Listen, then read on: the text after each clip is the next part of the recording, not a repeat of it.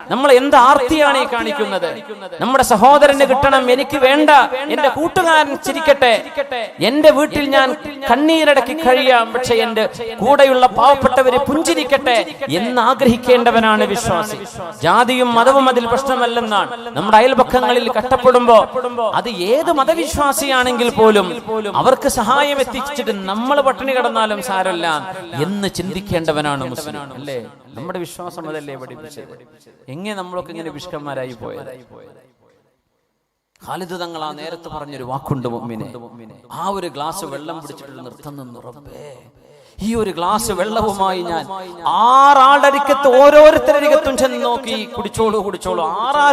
6 ഒരാൾ പോലും ആ ഒരു ഗ്ലാസ് ഞാൻ കുടിച്ചാൽ അവിടെ ഷഹീദാകാൻ കിടക്കുന്ന അടുത്താക്ക് വെള്ളം വേറല്ല. ആകെ ഒരു കപ്പുള്ളൂ അവിടെ. യർമൂക്ക് യുദ്ധമാണ്, യർമൂക്കിൽ വെച്ച് നടന്ന യുദ്ധം.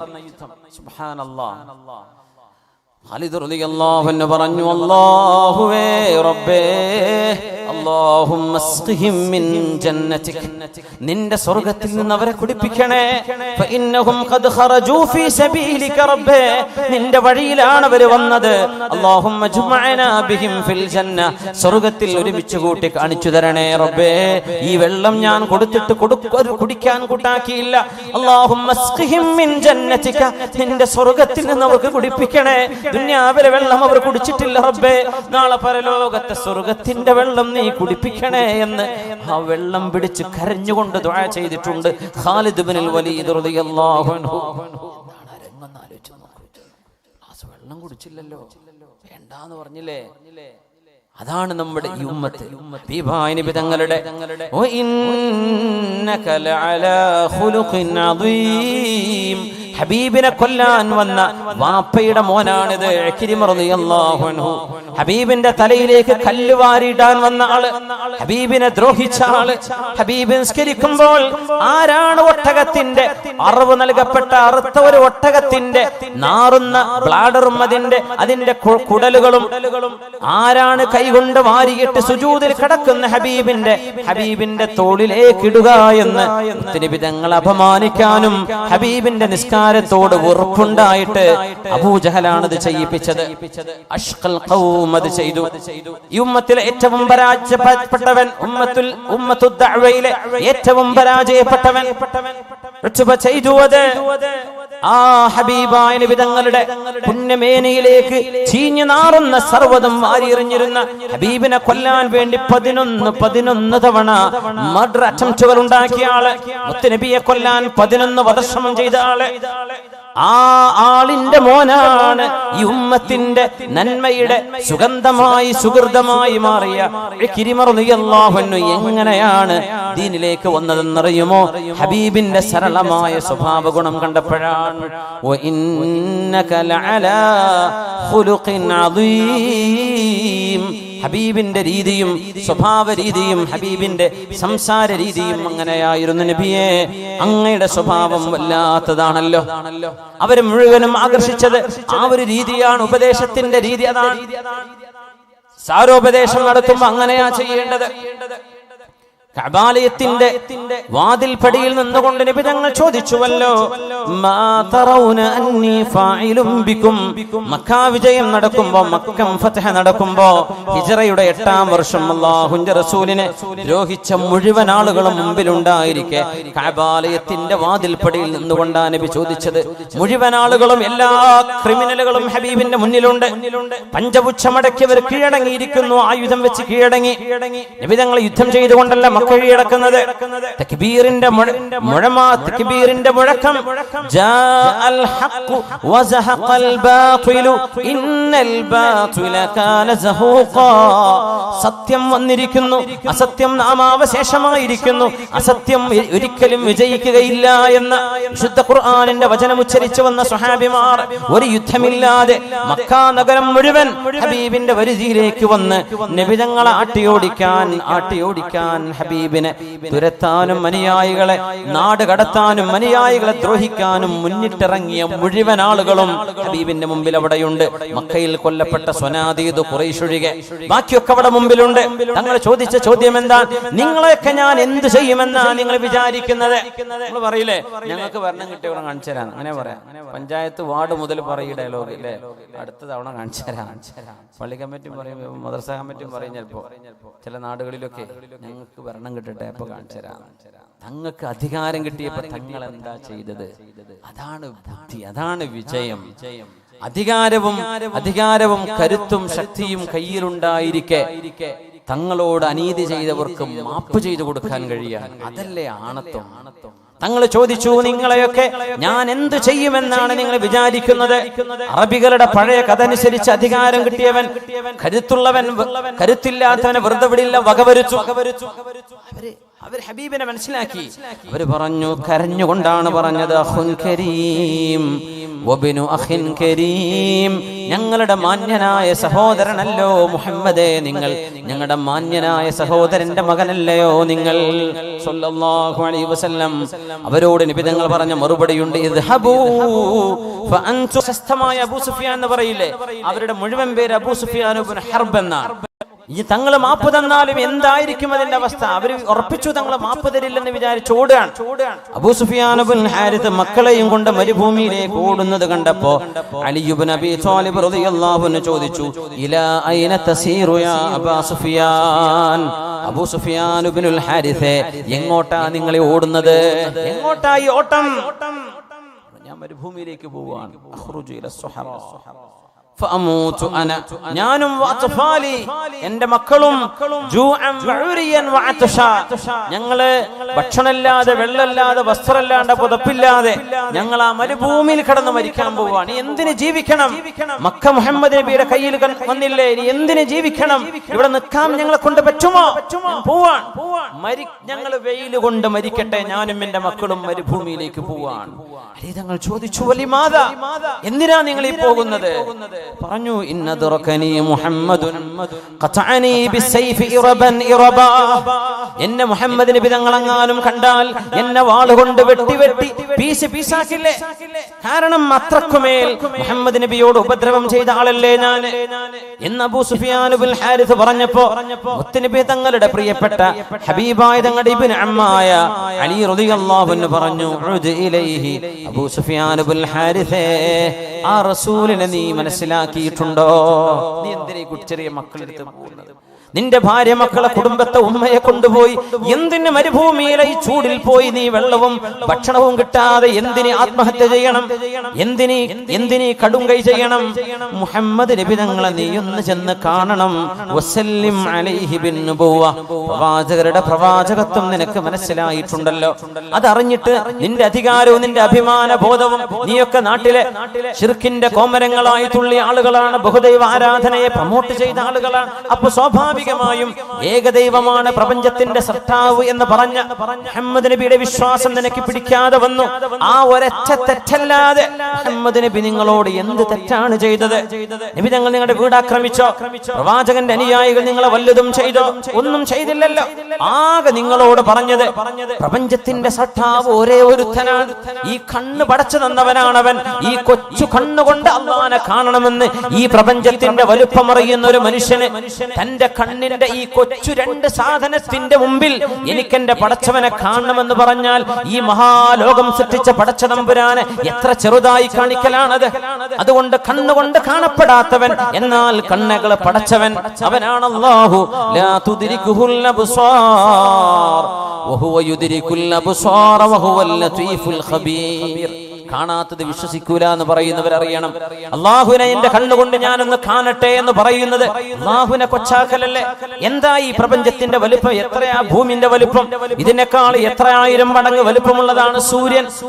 അങ്ങനത്തെ ബില്യൺ കണക്കിന് നക്ഷത്ര ഗോളങ്ങളാണ് ഒരു ഗാലക്സി എന്ന മിൽക്കി വേയിൽ. അങ്ങനത്തെ ബില്യൺ കണക്കിന് ഗാലക്സികളുള്ള അനന്തമായ വിശാലമാകുന്ന ഈ പ്രപഞ്ചം, ഇതൊക്കെ പടച്ച തമ്പുരാൻ നമ്മുടെ ഈ ശരീരത്തിന്റെ ഒരു ചെറിയ രണ്ട് ഐബോൾ, ഈ ചെറിയ രണ്ട് കണ്ണ്, ഇതിന്റെ മുമ്പിൽ അന്നങ്ങോട്ട് പ്രത്യക്ഷപ്പെടണം. ധിക്കാരല്ലേ ആ ചോദിക്കുന്നത്? മിനിമം അള്ളാഹുവിനെ ചെറുതാക്കലല്ലേ ആ ചോദ്യം? എന്റെ കണ്ണിൽ കാണണം, എന്റെ കണ്ണെത്ര വലുപ്പുണ്ട്, എന്റെ കണ്ണിന്റെ വലുപ്പം എന്ന് പറഞ്ഞതാ ഷുഗർ പിടിച്ചാൽ പോണ കാഴ്ചയാണ് അല്ലേ? ആ കണ്ണിന്റെ മുമ്പിൽ അള്ളാഹിനെ കാണണം, എന്നാലേ വിശ്വസിക്കുള്ളൂ. അങ്ങനെയാണെങ്കിൽ വിശ്വസിക്കണ്ട. അള്ളാഹുവിനെ മനസ്സിലാക്കാൻ ഇത്രയായിരം തെളിവുകൾ നിന്റെ മുമ്പിൽ തന്നിട്ട് ഇനി അള്ളാഹിനെ കാണണമെന്നല്ലേ? പാപ്പാന്റെ ചെക്കും കിട്ടി, പാപ്പാന്റെ കത്തും കിട്ടി, പാപ്പാന്റെ അടുത്തുള്ള വിവരം കിട്ടി, എല്ലാം കിട്ടി. പാപ്പാനെ കാണട്ടെ എന്ന് ചോദിക്കണം. എല്ലാം അള്ളാഹു ഖുർആനും തന്നു, നബിയും തന്നു. ഈ ലോകവും മഴ, എന്താ ഈ മഴ പെയ്യുന്നെന്ന് പറഞ്ഞാൽ നമ്മളിപ്പോ എത്ര മഴ കണ്ടു. ഈ ഒരു വാതിന്റെ അടിയിൽ എത്ര മഴ പെയ്തു, എത്ര വെള്ളമാണ്. നമ്മുടെ ഒരു വാട്ടർ ടാങ്ക് എത്ര വെള്ളം കൊള്ളുള്ളൂ? ആ വെള്ളം ഒരു ബക്കറ്റ് വെള്ളം എടുത്ത് കൈ പിടിച്ചു നോക്കി, എത്ര അതിന്റെ ഭാരം? ഒരു ബക്കറ്റ് വെള്ളം. മുമ്പൊക്കെ നമ്മൾ അങ്ങനെയല്ല, കിണറ്റിൽ മുക്കിയിട്ടല്ലേ ബാത്റൂമിൽ കൊണ്ടുപോവുക. ഒരു ബക്കറ്റ് വെള്ളം. ഈ വെള്ളം നമ്മുടെ ഒരു ടാങ്കിന് താങ്ങാൻ കഴിയോ? ഈ മഴ പെയ്യുന്ന വെള്ളം അള്ളാഹു ആകാശത്ത് ക്ലൗഡിൽ ഈ വെള്ളം സൂക്ഷിച്ചു വെച്ച്, ഫ്ലൈറ്റുകളൊക്കെ ഇറങ്ങണില്ല ഈ മേഘത്തിനുള്ളിൽ കൂടെ, ഒരു കുഴപ്പമില്ലല്ലോ, ഐസ് കട്ടയൊന്നും അല്ലല്ലോ. ആ പുക പോലത്തെ മേഘപടലങ്ങളെ ഒരു പ്രത്യേക സാഹചര്യം എന്നാ പറയാ, അങ്ങനെ പറയാൻ കഴിയും. അള്ളാഹ് ഉണ്ടാക്കുന്നതാണ്. യുനസ്സിലുൽ ഗൈഥ, അള്ളാഹുവാണ് മഴ പെയ്യിപ്പിക്കുന്നത്. അള്ളാഹു മഴ പെയ്യിപ്പിച്ചില്ലേ? കോടിക്കണക്കിന് ഗാലൻ വെള്ളം ഒരു സ്റ്റോറേജും ഒരു ടാങ്കും ഇല്ലാതെ ഈ ആകാശത്ത് അള്ളാഹു സൂക്ഷിച്ചു വെച്ചില്ലേ? എത്രയാണ് പ്രപഞ്ചത്തിന്റെ അത്ഭുതം! ഇതൊക്കെ ഉണ്ടായിട്ട് ഇനി അള്ളാഹിനെ മനസ്സിലായിട്ടില്ല എന്നാ യുക്തിവാദികൾ പറയാം.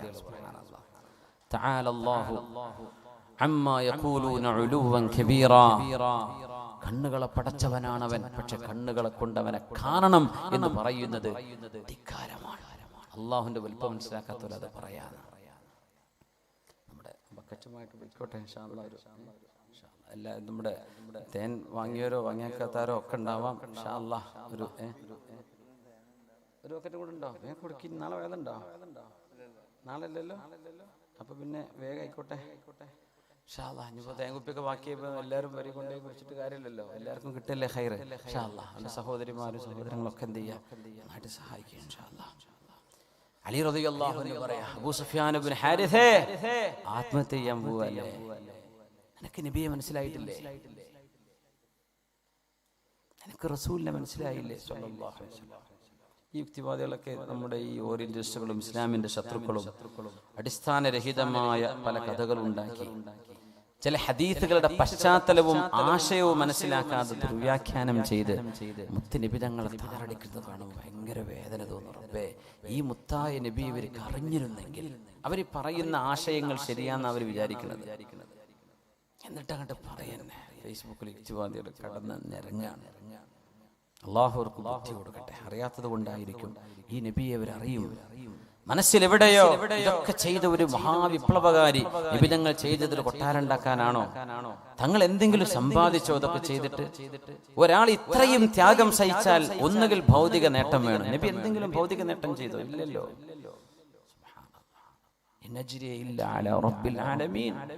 ഞാൻ ചെയ്യുന്ന പ്രബോധനത്തിന് അള്ളാഹു നൽകുന്ന കൂലി മതി, വേറൊന്നും എനിക്ക് വേണ്ട എന്ന് പറഞ്ഞു റസൂലുള്ളാഹ്. അബൂ സുഫിയാൻ ഇബ്നുൽ ഹാരിസ, നീ ആ പ്രവാചകന്റെ അരികത്തേക്ക് ചെല്ലുക, പിതങ്ങളുടെ പ്രവാചകത്വം നീ അംഗീകരിക്കുക. വഖുൽ ലഹു കമാ ഖാല ഇഖ്വതു യൂസുഫ ലയൂസുഫ, യൂസുഫ് നബിയോട് യൂസുഫ് നബിയെ പൊട്ടക്കിണറ്റിലേക്ക് വലിച്ചെറിഞ്ഞ സ്വന്തം ജ്യേഷ്ഠന്മാർ യൂസുഫ് നബിയോട് പറഞ്ഞ വാക്ക് ഖുർആൻ പറയുന്നുണ്ട്. യൂസുഫ് നബിയെ പൊട്ടക്കിണറ്റിലെ ചരിത്രം നമുക്കറിയാലോ. ആ നബി ആരായി? വലിയ ആളായിട്ട് മാറി. സുബ്ഹാനല്ലാഹ്. അങ്ങനെയാണല്ലോ പഴയ കാലത്തെ തറവാട്ടിലൊക്കെ പ്ലേറ്റ് കഴുകാൻ നിന്ന ആൾക്കാരാണ് ഇന്നത്തെ വലിയ മുതലാളിമാര്. അന്നത്തെ വലിയ ജന്മിമാരിപ്പോ ഒന്നുമില്ല, ഇവരെ വീട്ടിൽ ജോലി ചെയ്യാൻ പോവുകയായിരിക്കും ചിലപ്പോ. ഇങ്ങനെയൊക്കെ നടക്കണില്ലേ? സുബ്ഹാനല്ലാഹ്. യൂസുഫ് നബി അലൈഹിസ്സലാമിനെ പൊട്ടക്കിണറ്റിലെറിഞ്ഞു. ആ മഹാൻ രാജാവായിട്ട് മാറാണ്. യൂസുഫ് നബിയാണ് ഇരിക്കുന്നത് എന്ന് തിരിച്ചറിഞ്ഞപ്പോ അവര് പറഞ്ഞു, തല്ലാഹി ലഖദ് ആഥറകല്ലാഹു അലൈനാ വഇൻ കുന്നാ ലഖാതിഈൻ. യൂസുഫ് നബിയേ, അല്ലാഹു നിങ്ങൾക്ക് ഞങ്ങളെക്കാളും ഒരുപാട് നന്മ നൽകിയിട്ടുണ്ടല്ലോ, ഞങ്ങൾ തെറ്റ് ചെയ്തു പോയിട്ടുണ്ട് യൂസുഫേ, ഞങ്ങളോട് പൊറുക്കണേ എന്ന് കൊച്ചനുജനോട് ജ്യേഷ്ഠന്മാർ പറഞ്ഞ പോലെ ഹബീബിന്റെ മുമ്പിലേക്ക് ചെല്ല അബൂ സുഫിയാൻ ഇബ്നുൽ ഹാരിഥ നബിയോട് പറയും, നബിയേ അല്ലാഹു നിങ്ങളെ ഒരുപാട് ഉയർത്തി, ഞങ്ങൾ ഒരുപാട് നിങ്ങളെ തെറ്റിദ്ധരിച്ചു നബിയെ, ഞങ്ങൾ പാപം ചെയ്തു പോയിട്ടുണ്ട്, ഞങ്ങൾക്ക് മാപ്പ് തരണേ എന്ന് ഹബീബിനോടൊന്ന് പറയ. അബൂ സുഫിയാൻ ഇബ്നുൽ ഹാരിഥ, ഈ പിഞ്ചു മക്കളെയും കൊണ്ട് മരുഭൂമിയിൽ ചെന്ന് നീ ആത്മഹത്യ ചെയ്തിട്ട് അതൊരു പരിഹാരമല്ല, റസൂലുള്ളാഹിനെ ചെന്ന് കാണു, നീ ഒന്ന് കണ്ടോ ഹബീബിനെ, നീ കണ്ടോ, ചെന്ന് നോക്ക് അബൂ സുഫിയാൻ എന്ന് സ്വന്തം എളാപ്പാന്റെ മകൻ പറഞ്ഞപ്പോ, അലി തങ്ങൾ പറഞ്ഞപ്പോ അബൂ സുഫിയാൻ ഇബ്നുൽ ഹാരിഥ കേട്ടു. അങ്ങനെ റസൂലുള്ളാഹിന്റെ മുമ്പിലേക്ക് ചെല്ലുകയാണ്.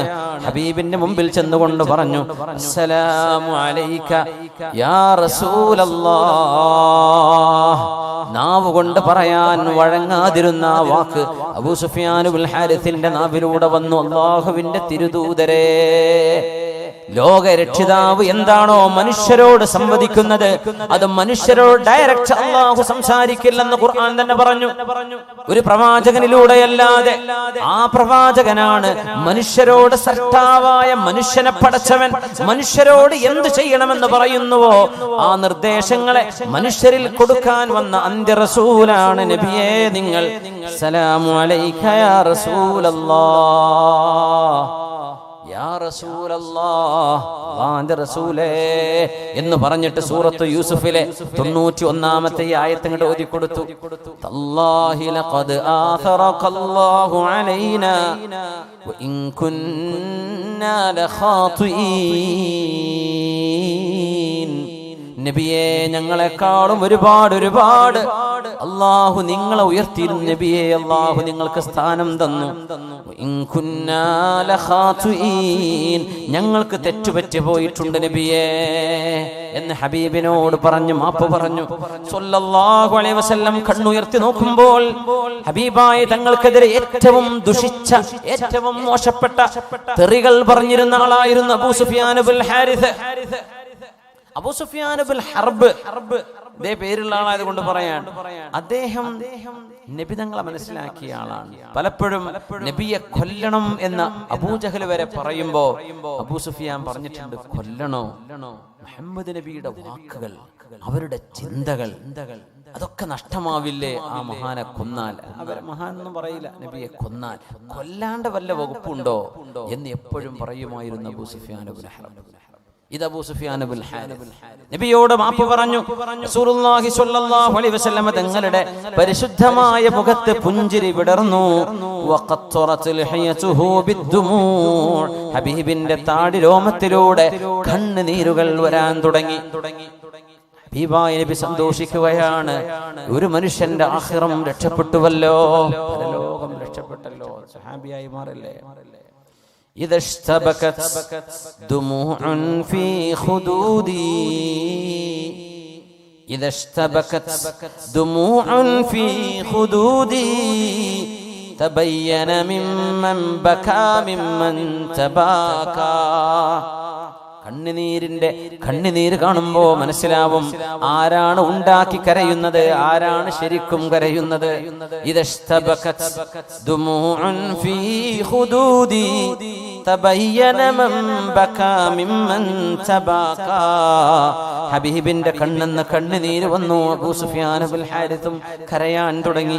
കഴിഞ്ഞ കാലത്തെ തിന്മകൾ ഓർത്തുകൊണ്ട് വേണ്ടില്ലായിരുന്നു ഈ മനോഹരമായ മുഖമുള്ള, ഈ മനോഹരമായ സ്വഭാവം പൂനിലാവ് പോലെ മുഖത്ത് പ്രകാശമുള്ള ഹബീബുനാ റസൂലുള്ളാഹ് അനസ് റളിയല്ലാഹു അൻഹു പറയുന്നുണ്ട്, ഞങ്ങൾ മരുഭൂമിയിൽ നിന്നൊരു നേരം എനിക്ക് ഓർമ്മയുണ്ട്, പൂർണ്ണ ചന്ദ്രൻ ഉദിച്ചു നിൽക്കുന്നുണ്ട്. മരുഭൂമി നമുക്ക് നമ്മുടെ നാട് പോലെയല്ലല്ലോ, കുന്നുമലയൊന്നുമില്ല, തുറന്ന് കാണാം ആകാശം. ഇവിടെ ആകാശം കാണില്ല, മരത്തിന്റെ ഉള്ളിലൂടെ തുറന്ന് കാണല്ലേ. ഞാൻ ആ മരുഭൂമിയിൽ നിന്ന് നേരം ഓർമ്മയുണ്ട്, രാത്രിയിൽ പൂർണ്ണ ചന്ദ്രൻ 14-ാം രാവിലെ ചന്ദ്രൻ ഉദിച്ചിട്ടുണ്ട്. ആ വെളിച്ചത്തിലാണ് ഞാനും റസൂലും മരുഭൂമിയിൽ നിൽക്കുന്നത്. അല്ലാഹുവിനെ തന്നെയാണ് സത്യം. ലവജ്ഹു റസൂലില്ലാഹി അജ്മലു മിനൽ ഖമരി, റസൂലുള്ളാഹിന്റെ മുഖം ആ ചന്ദ്രനേക്കാളും ശോഭയും ഭംഗിയും ഉള്ളതായിരുന്നുവെന്ന് ഹബീബിന്റെ ഖാദിമായ സ്വഹാബി, സ്വഹാബികളിൽ 100 കൊല്ലത്തോളം ജീവിച്ച സ്വഹാബി അനസ് ഇബ്നു മാലിക് റളിയല്ലാഹു അൻഹു, ഹബീബിന്റെ ഖാദിമായ സ്വഹാബി പറയാ, ആ ചന്ദ്രന്റെ മുഖത്ത് ഞാൻ ചന്ദ്രനെ നോക്കും, ഹബീബിന്റെ മുഖത്ത് അല്ലാഹ് ചന്ദ്രനേക്കാളും ശോഭ ഹബീബിന്റെ മുഖത്ത് ഞാൻ കണ്ടിട്ടുണ്ട്. അബൂ സുഫിയാൻ ബിൻ ഹാരിത്ത് പറയാ, എന്തിനെ ഞാൻ ഈ ഹബീബിനെ ചീത്ത വിളിച്ചത്? എന്തിനെ ഞാൻ കുറച്ച് നേരത്തെ വന്നൂടായിരുന്നോ എനിക്ക്? എന്തേ ഞാൻ ഇങ്ങനെയൊക്കെ ചെയ്തത്? റസൂലുള്ളാഹി തങ്ങൾ മറുപടി കൊടുത്തു. ഇതേ സൂറത്തിലെ ഈ ആയത്തിന്റെ ബാക്കി നബി തങ്ങൾ അബൂ സുഫിയാൻ ബിൻ ഹാരിത്തിനോട് ഓതി കൊടുത്തു. ലാ തസ്രീബ അലൈക്കുമുൽ യൗം യഗ്ഫിറുല്ലാഹു ലക്കും വഹുവ അർഹമുർ റഹീമീൻ.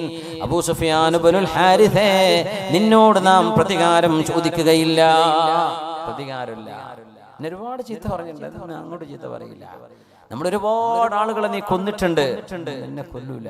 ഖലാസ്, നീ തൗബ ചെയ്ത് പശ്ചാത്തപിച്ച് മടങ്ങിയില്ലേ? യഗ്ഫിറുല്ലാഹു ലക്കും, അല്ലാഹു നിനക്ക് പുറത്തു തരട്ടെ.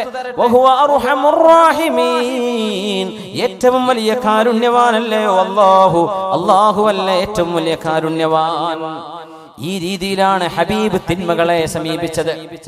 ഹബീബിന്റെ മുമ്പിലേക്ക് ഒരു ചെറുപ്പക്കാരൻ വരുന്നു. അയാൾ പറയുന്ന വാക്ക് അത്ഭുതമാണ്. വ്യഭിചാരം ഇഷ്ടപ്പെടുന്നവരെ, തിന്മകൾ കാണാൻ ഇഷ്ടപ്പെടുന്നവരെ, വ്യഭിചാരത്തിന്റെ വീഡിയോകളെ അത് കണ്ടഡിക്റ്റുകളായവരെ, കുടുംബജീവിതം തകർന്നവരെ, സ്വന്തം ഭാര്യയുടെ പോലും മുഖത്ത് നോക്കാതെ സ്ക്രീനിൽ നോക്കി സമയം കളയുന്നവരെ, മുത്തുനബി തങ്ങളുടെ മുമ്പിൽ വന്ന ഈ സംഭവം ഓർക്കണേ.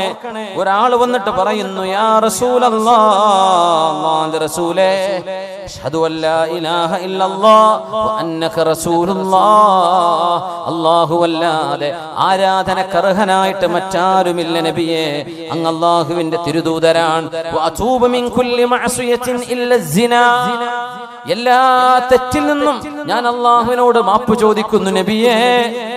ഇല്ല സിനാ, വ്യഭിചാരം എനിക്ക് നിർത്താൻ കഴിയില്ല നബിയേ. ഇത് മാത്രം പറയരുത് നബി, ബാക്കിയൊക്കെ ഞാൻ ചെയ്യാം. കാണാൻ ചുരുക്കുള്ള പെൺകുട്ടികളെ കാണുമ്പോൾ ഞാൻ പിന്നാലെ പോയി പോകും, അതിന്റെ ഒരു അസുഖമാണ് അത് നബി. അത് മാത്രം, ബാക്കിയൊക്കെ ഞാൻ സക്കാത്ത് കൊടുക്കും, ഹജ്ജ് കൊടുക്കും, സ്വതക്ക ചെയ്യും, ഹജ്ജ് ചെയ്യും, എല്ലാം ചെയ്യും നബിയെ. പക്ഷേ വ്യഭിചാരം അതെന്റെ ഒരു വീക്ക്നെസ്സാണ്. അത് മാത്രം ഞാൻ തൗബ ചെയ്യണില്ല, ബാക്കിയൊക്കെ ഞാൻ മടങ്ങി. ഈ ഒരു തെറ്റും ചെയ്യൂല. ഇസ്ലാം സ്വീകരിക്കാൻ വ്യഭിചാരം അത്രം എനിക്ക് ഒഴിവാക്കാൻ കഴിയില്ല. സ്വഹാബിമാര് ഈ ആൾക്കെതിരെ അയാളെ ഒന്ന് അച്ചടക്കം പഠിപ്പിക്കാൻ ശുദ്ധനായി എഴുന്നേറ്റു എന്നാണ് ചരിത്രം. കാരണം അല്ലാഹുവിന്റെ റസൂലിന്റെ മുമ്പിൽ ഫഇന്നഹു യതകല്ലമു ബിൽ ഫാഹിഷ, മോശമായ കാര്യമാണ് നബിയുടെ മുമ്പിൽ പറയുന്നത്. സ്വഹാബികൾക്ക് സഹിക്കൂല. ഹബീബിന് മുമ്പെന്ന് പറയാ, എനിക്ക് വ്യഭിചാരം മാത്രം ചെയ്യാണ്ടിരിക്കാൻ പറ്റൂല, ബാക്കിയൊക്കെ ഞാൻ ചെയ്യാം. ഇസ്ലാം സ്വീകരിച്ച ഒരാളാണ് പറയുന്നത്. എങ്ങനെ ഉണ്ടായിരിക്കും? തങ്ങൾ എന്ത് ചെയ്തു ഇയാളോട്? സല്ലല്ലാഹു അലൈഹി വസല്ലം ഒരു തിന്മയെ തിരുത്തുകയാണ്. റസൂലുള്ളാഹി തങ്ങൾ പറഞ്ഞു, ദഊഹു ഉത്റുകൂ, സ്വഹാബികളെ നിങ്ങൾ അയാളൊന്ന് വിടുമോ? നിങ്ങൾ അയാളെ വിട്ടേക്ക്, നിങ്ങൾ ആരും അയാളുടെ പിന്നാലെ കൂടലിൽ.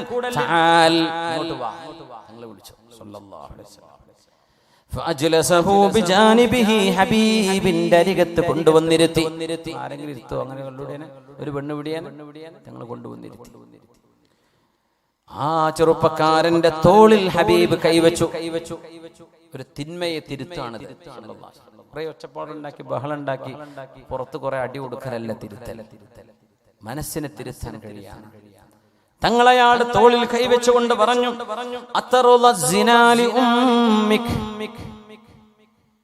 ഉമ്മക്കല്ലേ, നിങ്ങളെ ഉമ്മാന്റെ അടുത്ത് ഒരാളിങ്ങനെ കയറിറങ്ങി പോണത് നിങ്ങൾക്ക് ഇഷ്ടാവോ എന്ന് ചോദിച്ചു. അറബിയാണല്ലോ, കുടുംബബോധം, ഭയങ്കര അഭിമാന ബോധം.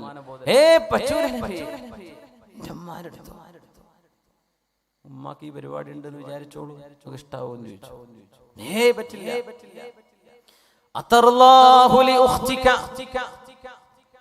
നിന്റെ മുതിർന്ന ജ്യേഷ്ഠത്തി, നമ്മുടെയൊക്കെ നാടുകളിൽ ഒരു കോളേജ് പ്രായം എത്തുന്ന സമയം കണ്ടവരുടെ കൂടൊക്കെ ഇങ്ങനെ ബൈക്കിൽ കറങ്ങുകയും പല രാത്രികളും പലയിടത്തും തങ്ങിയിട്ട് 4-5 ആഴ്ച കഴിഞ്ഞിട്ട് വീട്ടിലേക്ക് കയറി വരുന്നത് നിനക്ക് ഇഷ്ടാവോ? നിന്റെ പെങ്ങള് ഈ വ്യഭിചാരം ചെയ്യുന്നത് നിനക്ക് ഇഷ്ടമാണോ? ലാ വല്ലാഹ്, പറ്റില്ല നബിയെ, പറ്റില്ല, ഞാൻ സമ്മതിക്കില്ല. കല്യാണം കഴിച്ചാൽ നിനക്ക് കുട്ടി ഉണ്ടാവും അല്ലേ? നിന്റെ കുട്ടിക്ക് പ്രായപൂർത്തിയൊക്കെ നിന്റെ കുട്ടീൻ്റെ കല്യാണ പ്രായമൊക്കെ എത്തുമ്പോ നിന്റെ കുട്ടി പറയും ഇപ്പൊ കല്യാണം വേണ്ട, ഞാൻ ബോയ് ഫ്രണ്ടിന്റെ കൂടെ പോവാണ്, എക്സ്കർഷൻ പോവാണ്, കൂട്ടുകാരൊക്കെ ഉണ്ട്. ആരാ കൂട്ടുകാര്? ആൺകുട്ടികളാണ്, അവരുടെ കൂടെ പോവാണ്.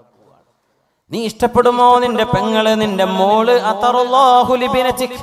നിന്റെ മോള്, വിവാഹപ്രായമെത്തിയ മോള് ഒരുപാട് കണ്ടവരുടെ കൂടെ കഴിയുന്നതും കൂടെ ഉറങ്ങുന്നതും നിനക്ക് ഇഷ്ടമാകുമോ? ലാ വല്ലാഹ്, ഇല്ല നബിയേ, അല്ലാഹനെ തന്നെയാണ് സത്യം. ജീവിതത്തിൽ ഒരിക്കലെങ്കിലും നിന്റെ ഭാര്യന്റെ അരികത്ത് മറ്റൊരാൾ വന്ന് കടന്നു എന്നറിഞ്ഞാൽ നീ അത് ഇഷ്ടപ്പെടുമോ സ്വഹാബി? നീ ഇഷ്ടപ്പെടുമോ? എത്രയോ ഭാര്യമാർ അവരുടെ ജീവിതത്തിൽ സംഭവിച്ചു പോയ അബദ്ധങ്ങള് ഭർത്താക്കന്മാരോട് തുറന്നു പറയും. ഭർത്താവിന്റെ അനുജൻ, ഭർത്താവിന്റെ ജ്യേഷ്ഠൻ, അല്ലെങ്കിൽ വീട്ടിലെ വളരെ വേണ്ടപ്പെട്ട ബന്ധുക്കള്, വിവാഹം നടക്കുന്ന ദിവസങ്ങള്, സദ്യകൾ നടക്കുന്ന ദിവസങ്ങള് പരസ്പരം വഴിവിട്ട ബന്ധങ്ങളായി മാറുമ്പോ പിന്നെ പശ്ചാത്തപിച്ചിട്ട് ഭർത്താവിനോട് സങ്കടം സഹിക്കാൻ പറ്റാതെ ആരോടെങ്കിലും പറയണ്ടേ ഒരു പാതകം പറ്റിയത് എന്ന് വിചാരിച്ച് സ്വന്തം ഭർത്താവിനോട് ഞാനൊരു സത്യം പറഞ്ഞോട്ടെ, എന്നോട് വെറുപ്പ് വിചാരിക്കരുതേ എന്ന് പറഞ്ഞിട്ട് ജീവിതത്തിൽ സംഭവിച്ചു പോയ തെറ്റുകൾ സ്വന്തം ഭർത്താവിന്റെ ബന്ധുക്കളോ അല്ലാത്തവരോ ആയവരുമായി ഉണ്ടായ അവിഹിത ബന്ധങ്ങളെ സംബന്ധിച്ച് ഭർത്താവ് അങ്ങോട്ട് പറയുകയോ അവൾ ഇങ്ങോട്ട് പറയുകയോ ചെയ്താൽ എത്ര പ്രോമിസ് ചെയ്ത് എനിക്ക് പ്രശ്നമല്ല, നീ ഒന്ന് പറയ് എന്ന് വാക്ക് കൊടുത്ത് ഞാൻ നിന്നെ വെറുക്കില്ല, നിന്നോടൊരു ദേഷ്യവും എനിക്ക് തോന്നില്ല, ഉള്ളതുപോലെ പറയ് എന്ന് 1000 തവണ സത്യം ചെയ്യിപ്പിച്ച് പറയിപ്പിച്ചാൽ പോലും, അങ്ങനെ പറഞ്ഞാൽ പോലും ഖൽബിന്റെ ഉള്ളിൽ ആ ഒരു വേദന തളം കെട്ടി നിൽക്കുകയും എനിക്ക് അവകാശപ്പെട്ട എന്റെ ജീവിതം നീ മറ്റൊരാൾക്ക് കൊടുത്തല്ലേ എന്ന ആ ഒരു വേദനയുടെ പേരിൽ വിവാഹമോചനങ്ങൾ നടന്നത് എത്രയാണ്? സഹിക്കാൻ പറ്റൂല, ആർക്കും അത് സഹിക്കാൻ കഴിയില്ല. അതുകൊണ്ടാണ് സംഭവിച്ചു പോയ തെറ്റുകൾ ആരോടും നീ ഏറ്റുപറയല്ലേ. കുംഭസാരം ഇസ്ലാമിലില്ല. ഒരു ഉസ്താദിനോടും ഒരു മുലിയാരോടും ഒരു പണ്ഡിതനോട് പോലും അവനവൻ ചെയ്ത തെറ്റുകൾ പറയേണ്ട കാര്യമില്ല, പറയരുത്.